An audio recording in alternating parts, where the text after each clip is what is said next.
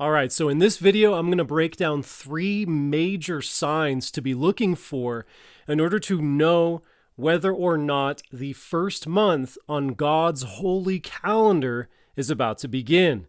So every spring, everybody starts asking the question, well, how do we know when the first month or Abib is and Passover? How do I know when the correct time of Passover is? How do I know how to keep track of time God's way according to what is in the Bible versus the traditions of men? So, like I said, I'm going to break down 3 major things. There's way more than just 3 things to consider when looking at God's calendar, but I'm going to give you 3 specific ones to really focus on. So let's do this. Again, my name is Abraham Ojeda. Overcome Babylon with me. And so the question is, why do we even bother putting in the effort, the time, and the energy to understand God's calendar, his holy days like Passover, Pentecost, Sukkot, or Tabernacles, and all the rest of them? Well, a lot of reasons. If you look at John chapter 14, verse 15, Christ said, "If you love me, keep my commandments." And when you actually take the time to understand the commandments of Christ, you can walk in a way that gives you so much clarity, so much wisdom, so many insights from Genesis to Revelation about topics of all kinds, especially prophecy, which is why I dedicated so much space in this book talking about God's holy days as revealed in the Torah, in the scriptures. Bible Prophecy Secrets breaks a lot of those things down for you. Link in the description to grab that and download it for free. So if you love me, keep my commandments, Christ said. And then if you go to Matthew chapter 23, verse 1, he said this: Jesus spoke to the multitudes and to his disciples, saying, "The scribes and the Pharisees sit in Moses' seat. Therefore, whatever they tell you to observe, that observe and do, but do not do according to their works, for they say and do not do." So the key thing to emphasize here is that Moses, when Christ says Moses' seat, he's referring specifically to Genesis through Deuteronomy, those first 5 books of your Bible. And you have to understand the context here. He's saying, go ahead and do what the Pharisees and scribes are teaching, but don't be a hypocrite like they are, because he just finished battling the Pharisees, the Sadducees, the scribes. He battled them in all of Matthew chapter 22. So for Christ to say, do what they say, just don't be a hypocrite like they are, that's a pretty big deal. It just shows you that because they're teaching the law, they're teaching God's instructions, the calendar and all these things, that all the multitudes and his disciples, which I'm a disciple, right? Jew or Gentile, makes no difference, Paul said in Romans and Galatians. So we should be paying attention to Moses' seat. So I'm going to go to Sepharia. Again, this is a Jewish, Talmudic Judaism website, but there's something you should pay attention to inside of the Mishnah, which is as you can see on screen here, the first major work of rabbinic literature compiled around 200 or 200 AD, documenting a multiplicity of legal opinions on the oral tradition. So the Kaufman manuscript is the complete Hebrew manuscript of the Mishnah. I just want to give you an idea of the Mishnah. As demonstrated by Yezekiel Kutzker, the Kaufman manuscript is the most complete early manuscript of the Mishnah that has survived. It retains original forms of the language as it was spoken by the Chazal in the 2nd century, not mixing in biblical forms. This language belongs to the Western dialect of the language of the sages, that is to say, the dialect used in the land of Israel, as opposed to a Babylonian dialect. So again, we can date this back to the 2nd century using linguistics. And so when you open up Mishnah Rosh Hashanah as a specific Mishnah, this is the process for declaring a new month and declaring the new year also. And so when you open it up to chapter 2 of Mishnah Rosh Hashanah, you see here that Rabban Gamaliel had a diagram of the different forms of the moon drawn on a tablet that hung on the wall of his attic, which he would show to the laymen who came to testify about the new moon, but were unable to describe adequately what they had seen. And he would say to them, "Did you see a form like this or like this?" So it goes on to give more commentary on the procedures that they used to determine when a new moon was seen. Again, people get very tripped up on this. It's very simple. You can derive this just from the Bible alone, but I want to show you what Christ said. Pay attention to what the scribes and Pharisees are doing, because they're doing it right. And then the Mishnah is the oldest document we have to really show us we look for a new moon, which is commonly referred to as a waxing crescent moon. That is when you can physically sight it in the evening sky. That is when you can see the new moon. It's not a dark moon where there's nothing in the sky, and it's not waning. No, a new moon is the very first sliver of the crescent moon. That's when we do. When you first time you see it is when you declare the new month, the first day of the month, which begins in the evening.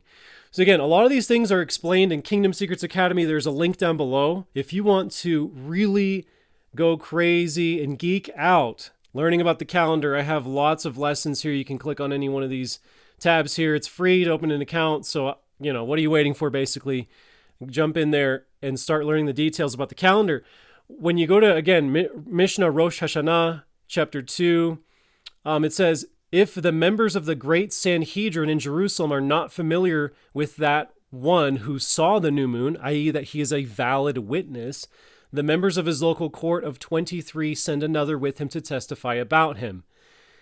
The Mishnah adds, initially the court would accept testimony to determine the start of the month from any person, as all are presumed to be qualified witnesses, absent any disqualifying factors. And then it goes into some more details, but the point here is Mishnah Rosh Hashanah is telling you that there was the Sanhedrin. Obviously, there was the same Sanhedrin that was alive and responsible actually for putting Christ to death. But the Sanhedrin in Jerusalem, they called the shots. That was the rabbinic order that called the shots for the new moons, the calendar, the declarations of the times. And what they would do is they would get witnesses for who saw the crescent moon in the night sky. Now, here's a really cool thing that you should know about how they were able to spread the word that a new month was beginning, a holy day was beginning. So initially, after the court sanctified the new month, they would light torches on the mountaintops from one peak to another to signal to the community in Babylonia that the month had been sanctified.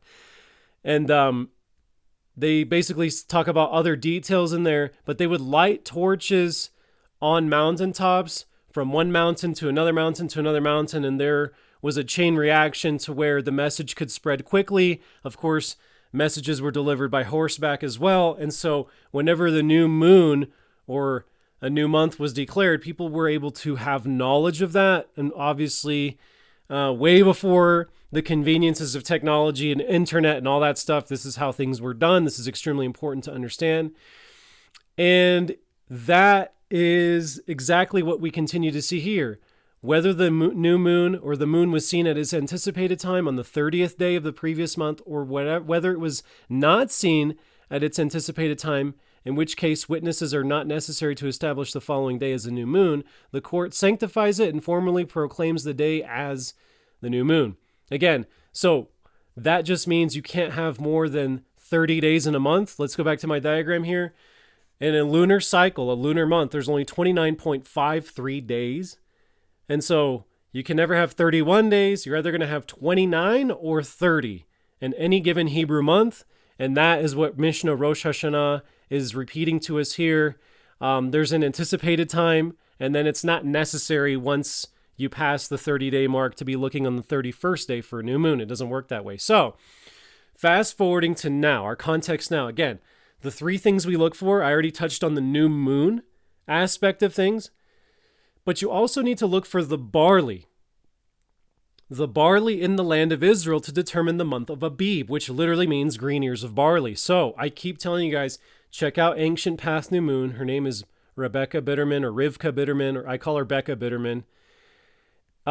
Becca has been publishing videos like crazy. I think she's done over 20 in the past 2 weeks, talking about the barley, the condition of the barley, and doing inspections out in the Jordan Valley, different places where she's going to inspect.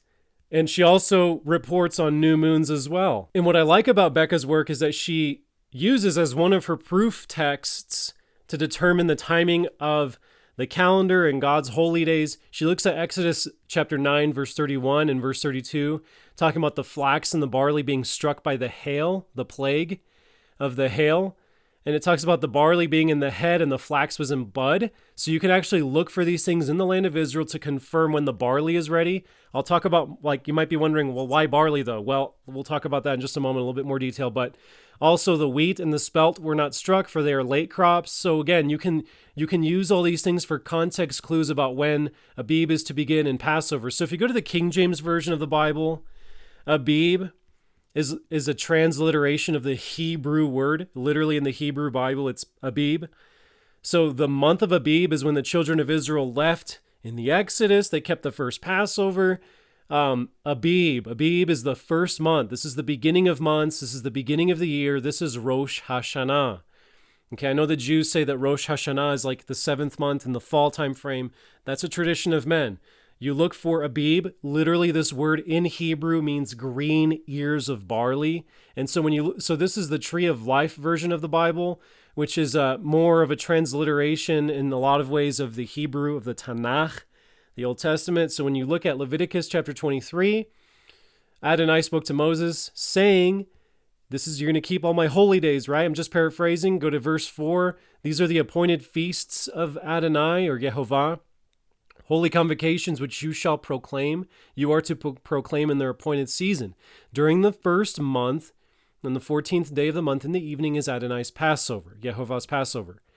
And it talks about the Feast of Unleavened Bread on the 15th. And in the context of all these things, this is where we get the clarity on the barley. So I told you about the new moon. You got to look for that sided crescent moon according to tradition and what the scriptures proclaim, which I'm not going to get in the scriptures specifically on the new moon and the renewing of the moon. When you understand that concept, then we have to look for the barley. That's the second major sign. And what it says right here in verse 9 is, okay, Yehovah spoke to Moses saying, speak to Bnei Israel and tell them, when you have come into the land which I give to you and reap its harvest, then you are to bring the omer. That's what I like about this translation. That's a transliteration of the Hebrew, the ha'omer. And that is 2 liters of barley grain of the first fruits of your harvest to the Cohen. He is to wave the omer of barley before Adonai to be accepted of you, for you. On the morrow after the Sabbath, or Shabbat, the Cohen, which is priest, is to wave it. I forgot to mention that just means priest. And so on the day when you wave the omer, you are to offer a male lamb without blemish 1 year old as a burnt offering to Adonai. That's different from the Passover lamb, but let's just talk about the wave sheaf. Again, this is translated as sheaf in a lot of Bibles, but the literal transliteration of the Hebrew is omer. And so you have this omer being offered. This is barley. This is the reason why we look for barley, to declare the month of the green ears of barley, which is what Abib means, because there's a wave offering of the first fruits of the harvest of the barley. This is the whole reason why we look for barley to begin the year. Now, I'm not going to get too much into all of the details. Again, you can go back to Kingdom Secrets Academy. I've talked about, how do you understand the barley? There's different ways to look at it. There's different things to consider with the barley. God's Holy Calendar 101 is going to walk you through that. There's so many things that can walk you through that on my channel. But again, going back to, Becca Bitterman, check out her channel. She has a ton of videos. She walks you through the actual fields. You can actually see the barley development. She talks about, what is a soft dough stage that's ready for a first fruits Abib offering when there's no water in there. It's not the worm stage where it's too liquidy. She explains all these things in great detail. I'm not going to go into what exactly we look for Abib barley, because there's other resources out there that have done an amazing job. Becca Bitterman is probably one of the best. And I want to point your attention to, so why did I say in the title of this video, we're keeping Passover not in March, but in April? So I'm going to explain that, and it has to do with the barley. This is how we know the timing. So I just want to play this video. This is from March 1st. And this is what Becca reported, okay? There is the new moon for March the 1st, 2025. I am still determining whether or not it will be the first month of the year for me. Okay, so I wanted to emphasize that. So Becca said, I don't know if this is the first month of the year for me. And I kind of want to point out a difference that Becca and I have on theology, which I think is very important. Because again, I'm not Becca, Becca's not me. Like, there's a lot of things I love about Becca's work, but also I need to point out where there's an obvious difference. And so I'm going to do that in just a moment. Renewedmoon.com, if you want more resources. Renewed Moon has been really doing a great job. They post when there's an Israel-based observation, which is what we go off of for the determination of months.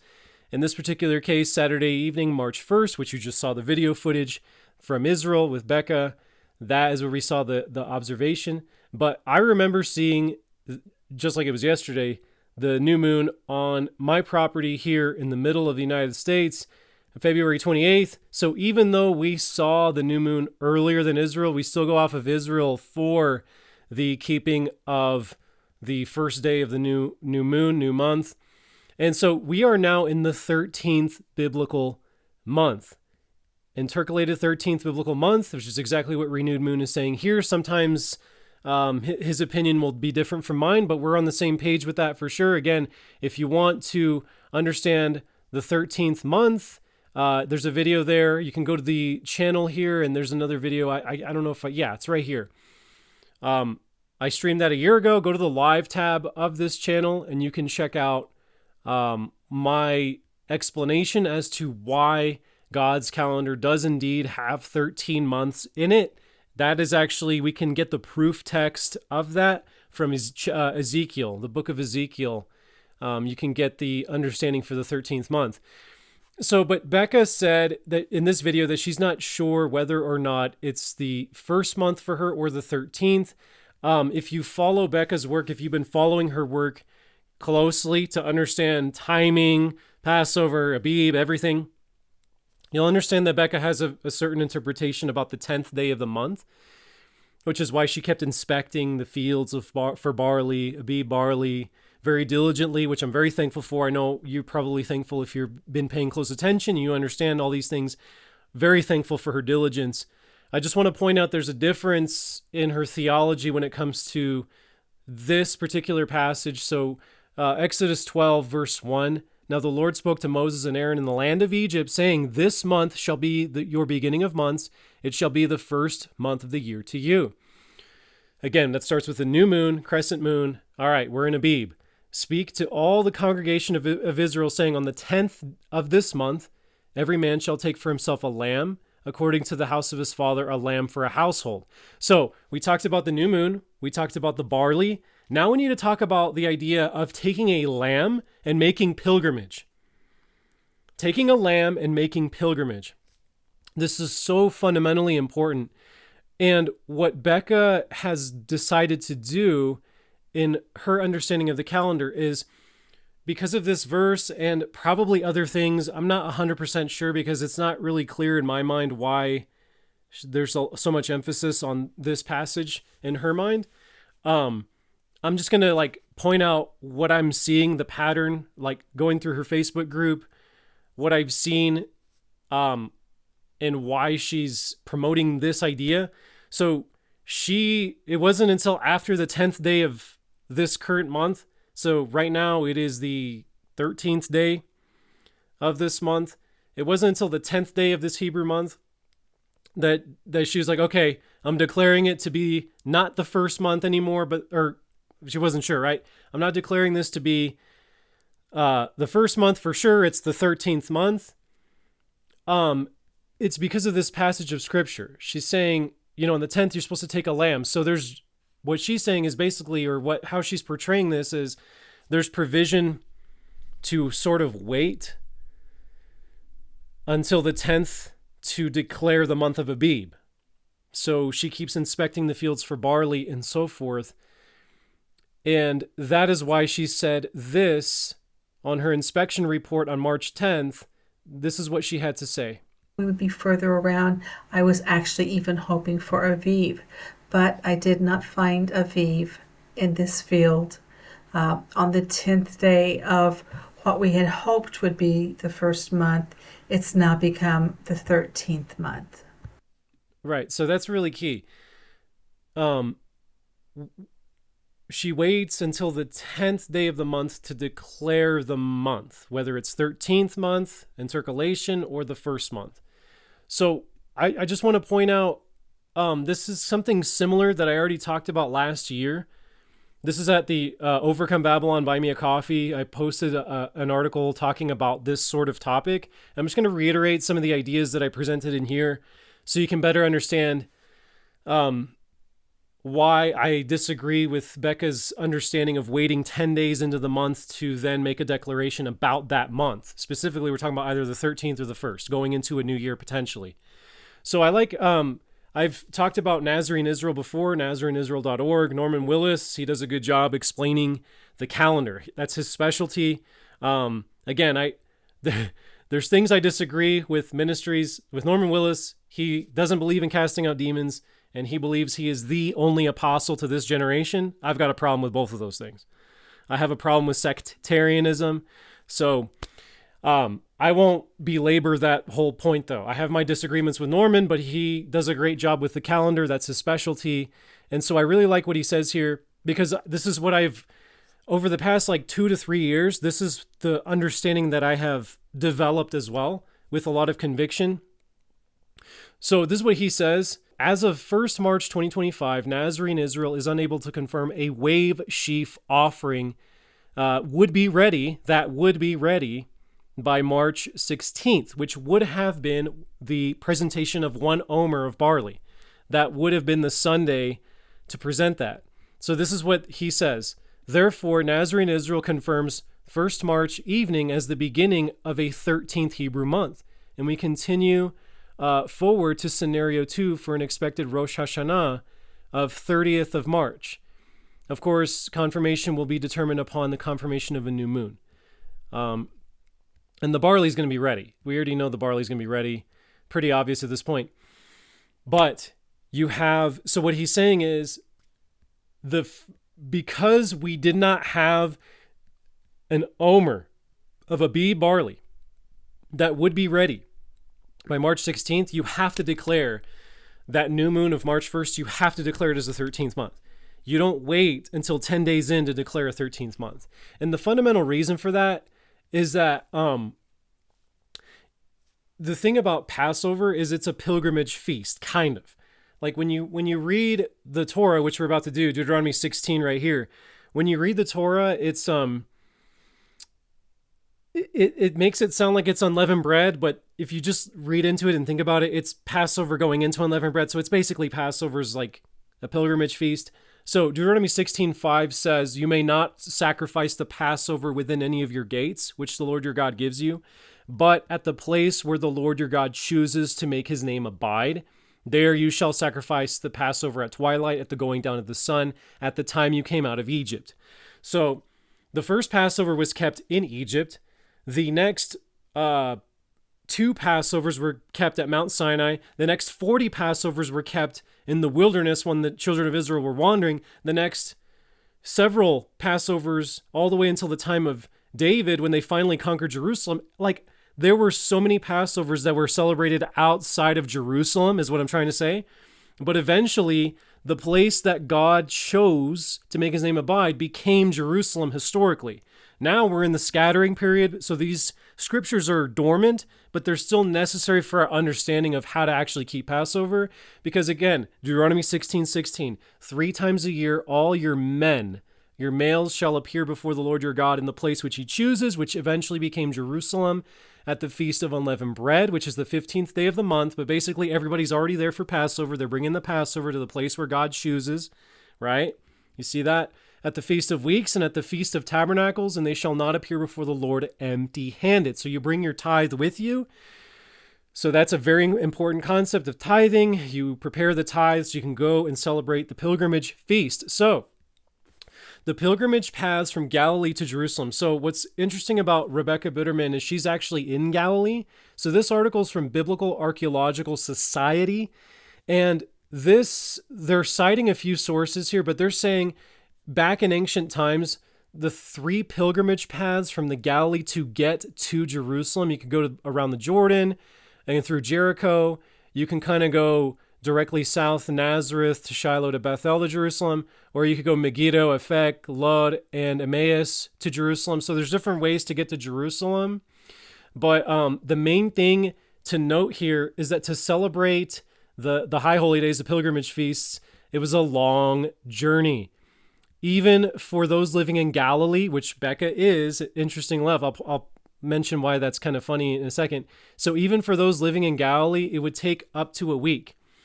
So the thing about where Becca Bitterman is it's a little bit of a microclimate.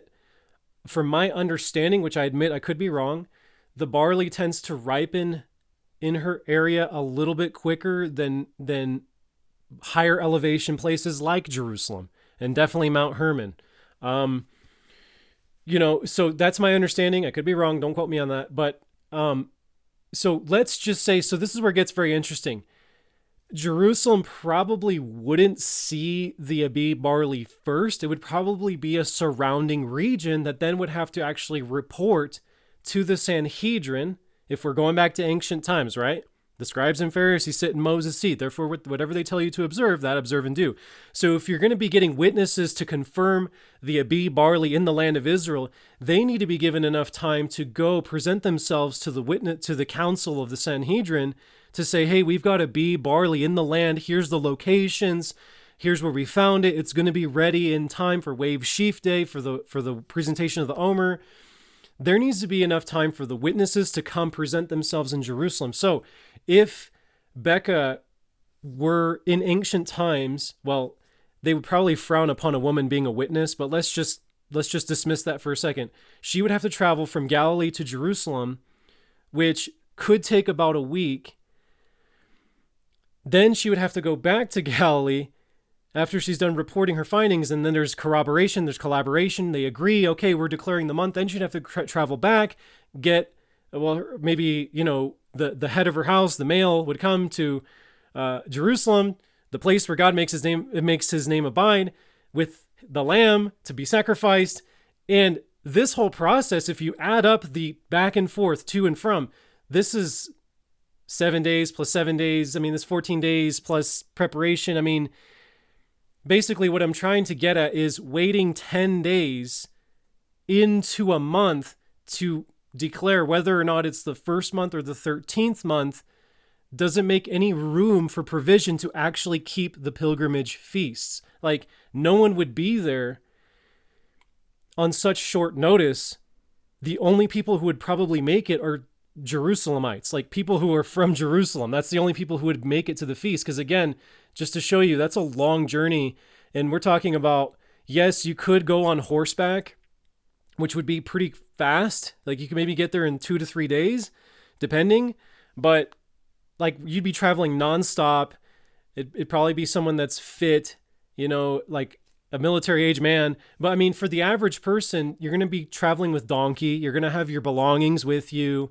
You're going to have your provisions with you. You're going to be having your lamb with you to take to the place where God makes his name dwell, which was Shiloh for some time, actually. That's where the tabernacle was set up in the days of Joshua, but eventually is Jerusalem. But my point is, making the pilgrimage 3 times a year, but specifically we're talking about Passover, the first month, it takes time. So there's this other website, Christian History Institute. So they state here in their article that Josephus records in the... I have it pulled up. I'll look at it in a second. Josephus, the Jewish historian, recorded 256,000, so 250,000 sacrificial lambs offered at Passover in 66 AD, a figure implying over 2 million participants, an enormous, even if somewhat exaggerated number. So you just have to understand, pilgrims, so this is another thing I should have read, pilgrims from the entire civilized world, from Rome to Mesopotamia, from Pontus to Arabia, came to celebrate. In this case, Pentecost is what it's saying in Jerusalem, but this applies to all the high holy days, right? Unleavened bread, Pentecost, and Sukkot. So when you look at this, Josephus, I have the complete works here from Christian Classics Ethereal Library.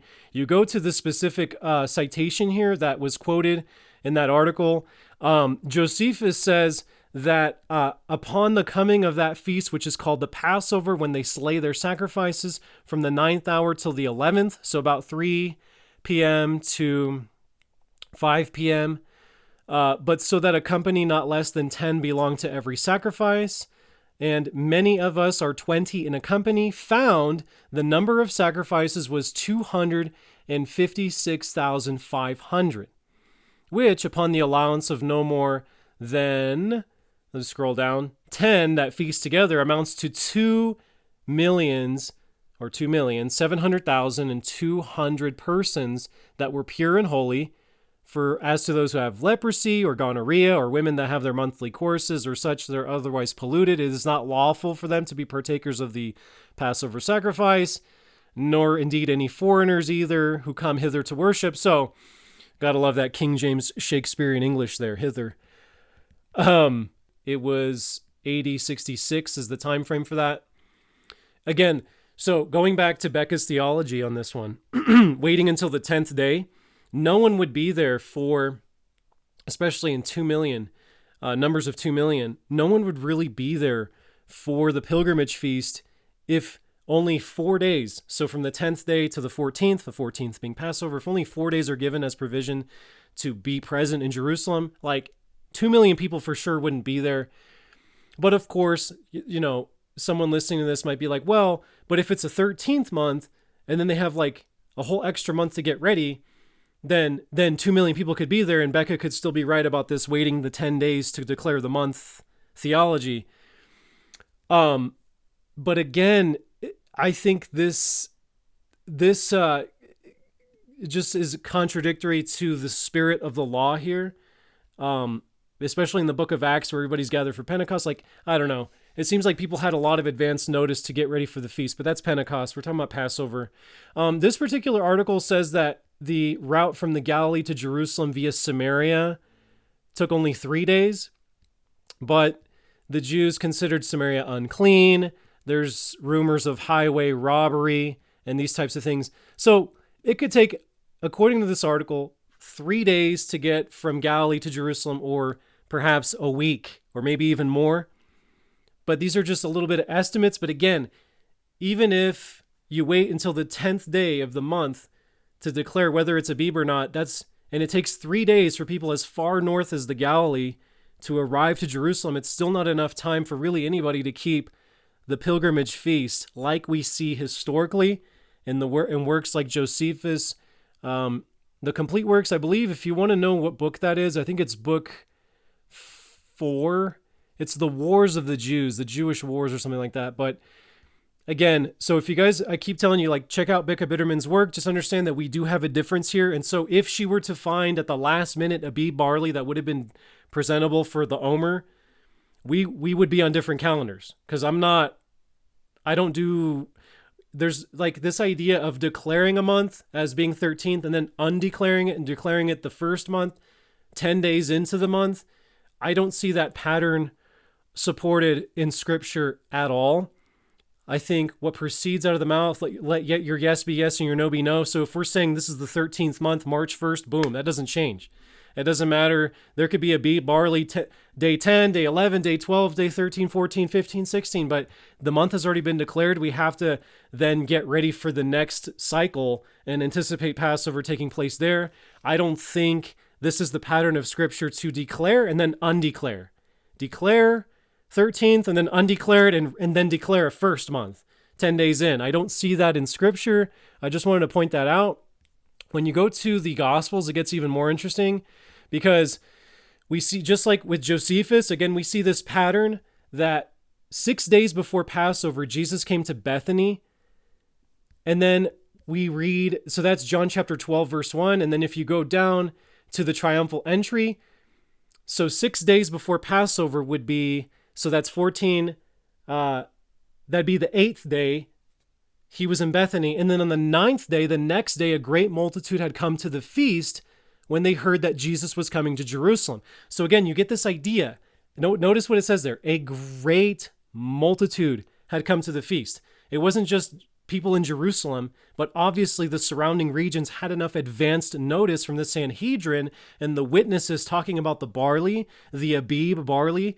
There was a great multitude there for a reason, because they had been given enough advance notice to know that the month was Abib.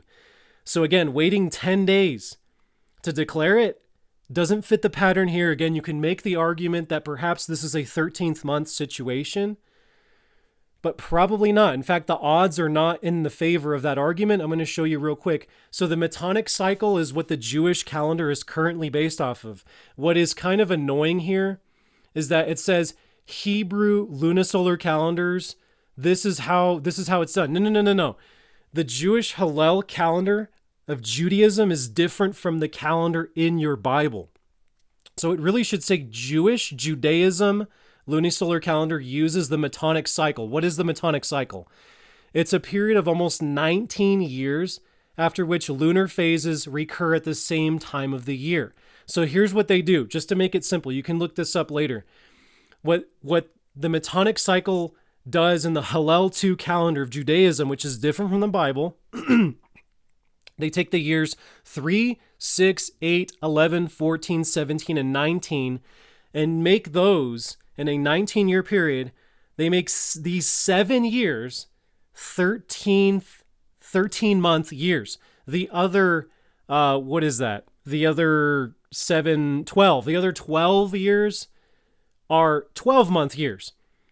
So you have 7 13th-month years, 7 13-month years. You have 12-month years in a 19-year cycle. So when we go back again to what I was saying here, the odds are not in the favor of this situation here and Josephus' situation being 13-month years.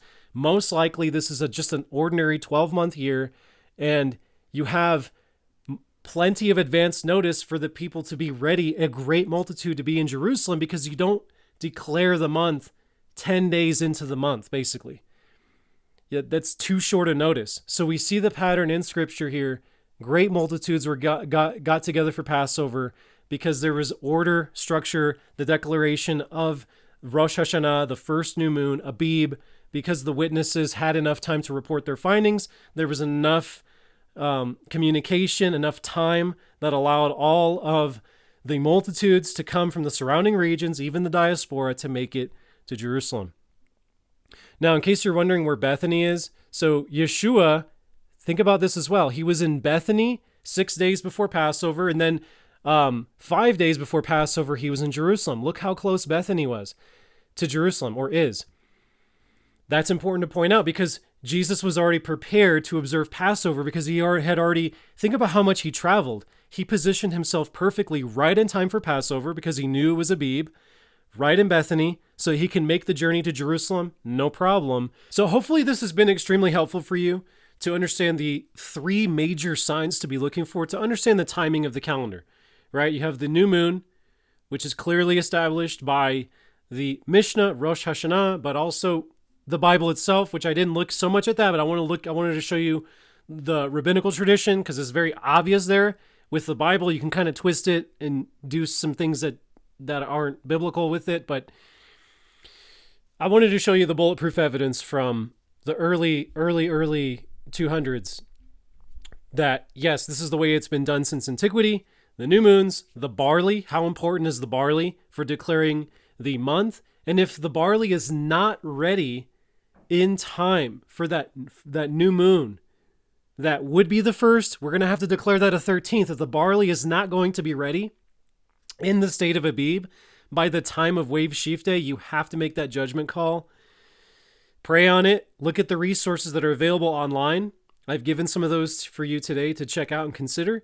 But if that Omer is not ready to be presented by the time Wave Sheaf Day is going to happen in the first month, you have to declare that a 13th month and get ready for the first month after that 29 to 30 day period is over.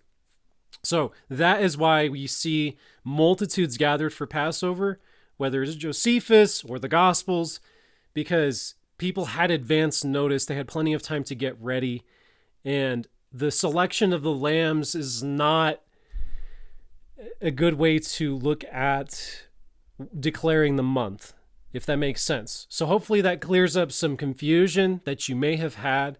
Yeshua bless you and keep the feast with rejoicing this year. There's a link in the description of this video. Go to overcomebabylon.com. You can check out the latest calendar info that I have. So, God bless, and I'll catch you soon. Thank you.